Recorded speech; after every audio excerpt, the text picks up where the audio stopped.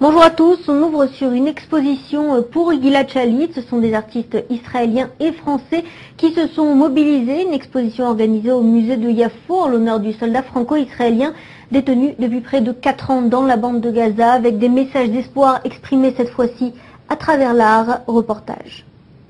Un ruban jaune, la couleur de la campagne de solidarité pour Gilad Shalit, accompagne les œuvres des artistes israéliens et français réunis au musée d'antiquité de Yafo.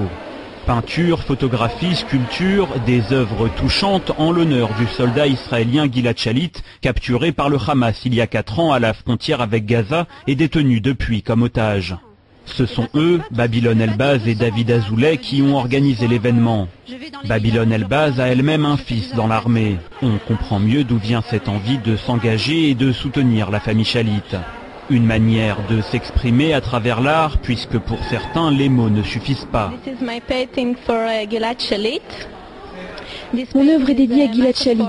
C'est une métaphore de la condition mentale d'un homme détenu dans une prison, un endroit où il est impossible de sortir.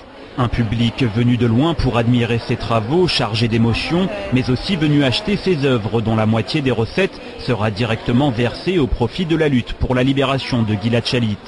Des messages d'espoir pour ces artistes réunis avec un souhait commun, la libération du jeune soldat.